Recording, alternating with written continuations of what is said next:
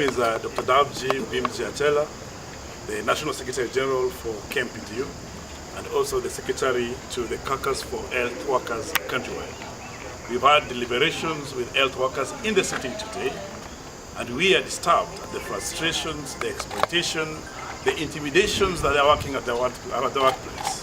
Their dignity has been lost for the last 2 years that the government of Kisii County has changed. We have a situation where doctors who are doing the work and get sick are being the salaries are being stopped arbitrarily, yet they're sick. We have consultants that are working in very poor conditions. We have tried to have engagements with the county for the last 15 months with no results. So in our today's deliberation, as unions, we have sat down and we know that the ultimate power of workers comes with the skills that they have learned. And today we are issuing a 14-day strike notice Amen. To Kisii County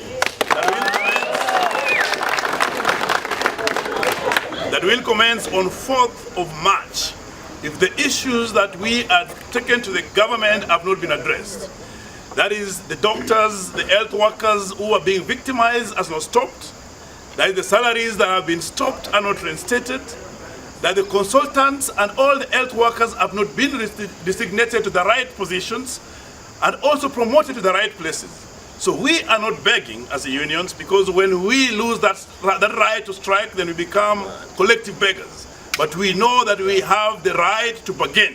And therefore, on 4th of March 2024, all the health workers in Kisii, if the issues that we have mentioned are not addressed, there will be no anybody in the hospitals. Thank you. Ibore, Regional Secretary, Kenya Union of Clinical Officers. Here we have all the unions from the health sector, that is the KMPDU, the KUKO, the NUCT, there are very many, the nutritionists, the medical laboratory, public health, among others. Yes, including morticians. So I will go first, and I want to make it very clear why we are here. We are here today as healthcare workers to just make a statement that we are dismayed in the manner that the county government have chosen to be disruptive, causing havoc among our members, transferring them arbitrarily and even demoting them without following the laid down procedure. Shame! It is a shame, and we have come here to say, if there is no order, if it is the governor who is causing disorder, we can actually cause disorder more than he can. Yes. We will send him back to Nairobi, where he came from, where people can organize him. I think the people of Kisii are very peaceful.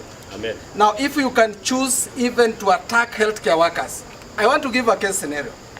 That a clinician is attacked by a dog, and when they raise the issues, they are being transferred. They are being muted. And yet, it is them who are attacked and beaten by a dog. And within the hospital, where they are offering services. And then when you raise such an issue, you are told you are not in order. So who is in order in this case?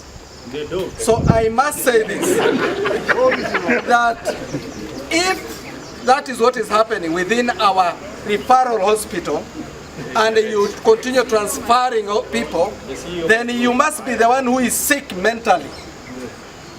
You know, they say, if you correct a fool, they hate you. If you correct an intellectual person, they will actually appreciate.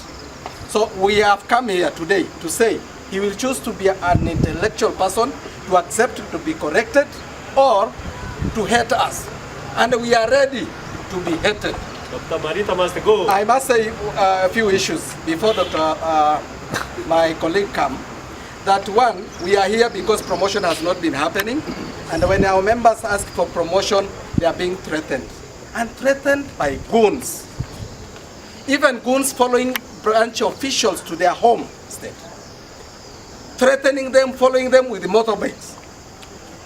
This is the stupidity that must stop. Amen.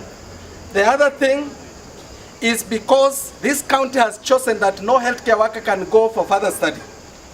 They have refused to allow members to go back to school as it is provided under our policies. The other issue, which is a torn issue, is actually the severe shortage of healthcare workers. You find that this country has not employed healthcare workers 7 years down. And you continue purporting to offer quality services.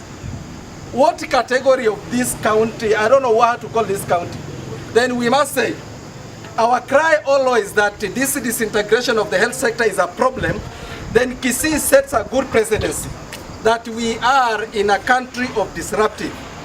Lastly, it is the issues of the of the NHF. You know very well that there have been a lot of corruption happening here, and when our members raise because it is affecting them, they are being threatened. We will do this, we'll issue out a statement pertaining to the same. Thank you very much. Solidarity forever.